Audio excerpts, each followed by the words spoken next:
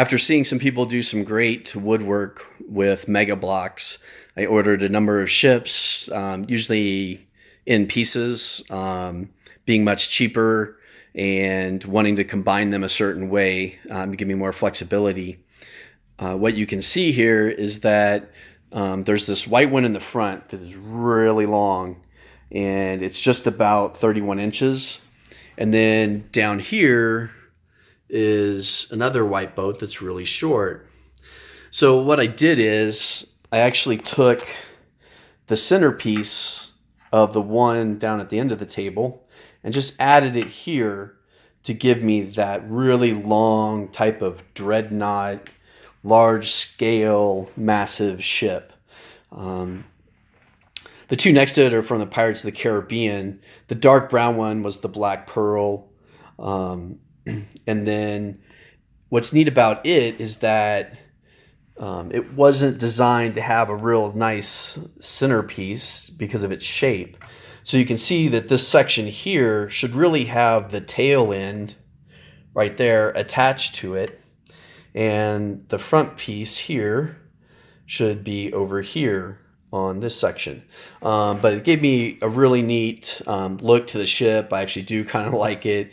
As far as, somebody questioning the physics and design of a ship and coming in at the middle, basically just going to cite that this is a fantasy world and that actually this particular design, like fish when they are in a river or stream, they tend to like to get out of the main flow and stay where they're at. Or deal with less rushing water at times. And so they sometimes pool up.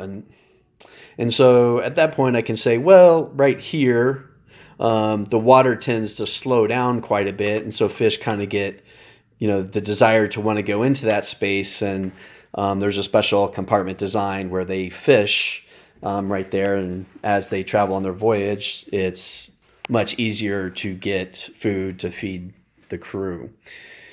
So that'll be my story for that. The neatest thing about these two, though, is that the pieces that go on top of the deck, I actually modified and just put together. And it kind of creates this neat looking little battle barge, as I call it. If I was to attach a mast, then, hey, great, it's a sailing ship. But if I end up removing the mast, then it can be magic driven and thereby won't need it. The other matching piece that goes on top, the brown one, is here. This one has a really nice design. And since I do have the other piece from the other ship, this back section will go on top of the big longboat you saw. And so it gives a really neat layout. Here you got a below deck that you can go into. It's almost like a command ship, if you will, as I intend to have some larger seafaring battles or ships bringing in troops to the shore. And I wanted to see with the variation which ships were the best, which ones I liked the most. Probably end up selling off a few of them. Once I've kind of gotten where I want to be with design. This particular style of boat is neat. There are these little buttons down in here. Found out that those little buttons end up triggering LEDs that are lighting up these blue sections.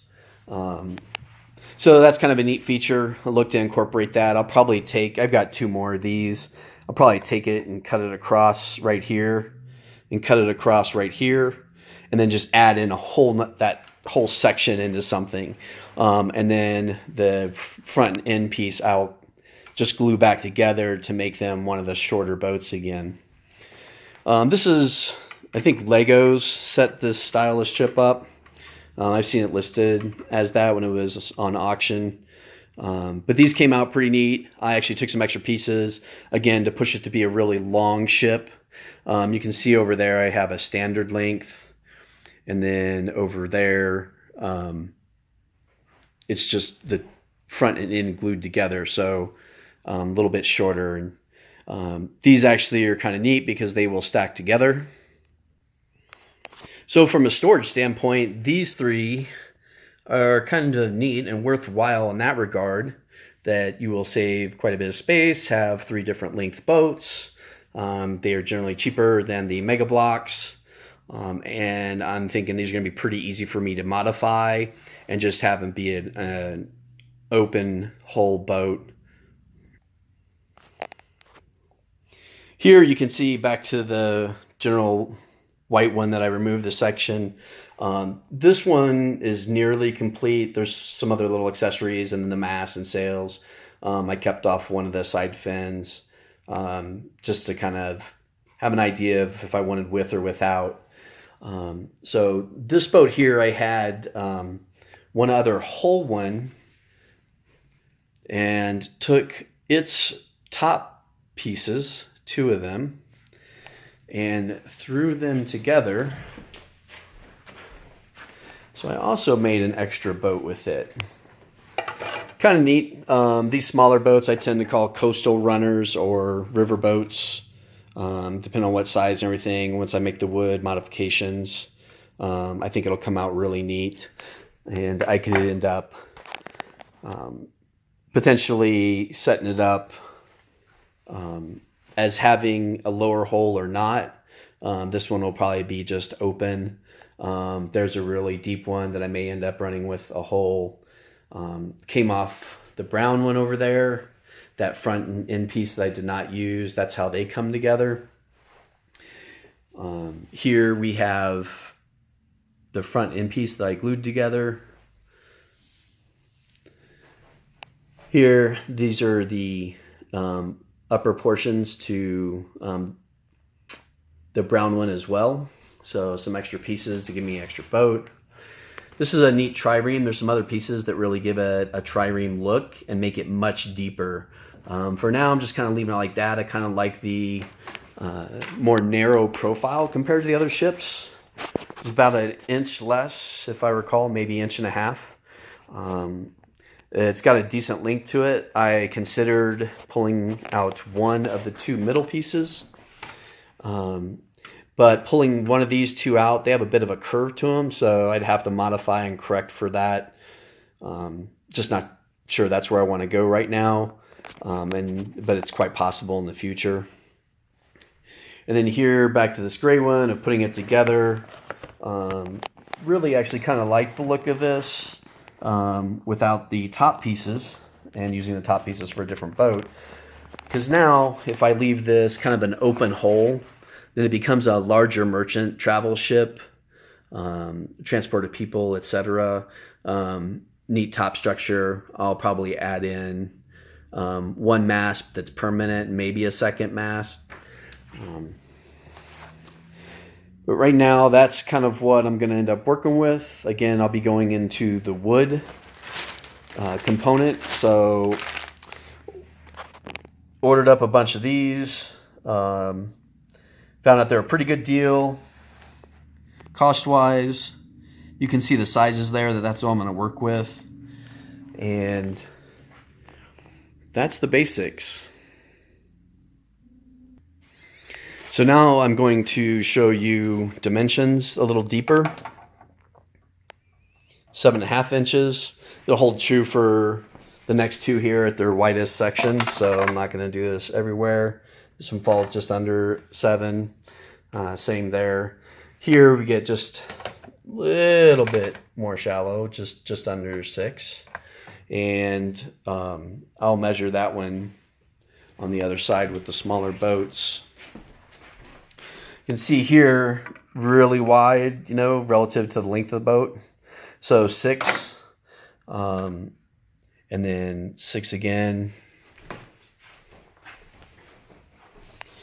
You can basically see that these brown boats hold just a little bit less. They're almost 5 inches. And then this one here comes in at just under 5. So some pretty good variation in width.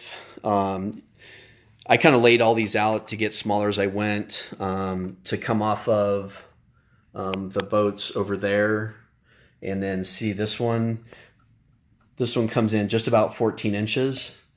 because the boat has a design that hangs over the back end, ultimately it does actually appear a little longer than that 14 inches. So down to about 14 inches, get down to this one with the unique design is also just about 14 inches.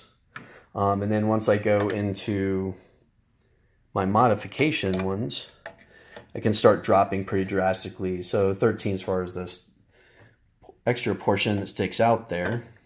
We've got 11 inches as far as the main part of the ship. And then again, just around 12 there. Dropping all the way down to these smallers with just under 9 inches. So you can see that it's a pretty good spread for size of boat. Just to give you an idea if you want to be specific on your dimensions or what you're going to look for. And just look in the future to see how things are coming. I'll probably put up a couple more videos once I get some of the wood structuring done. I've seen some people do some nice work with the wood on top and then doing a repaint. So thanks. Let me know how your project's coming along.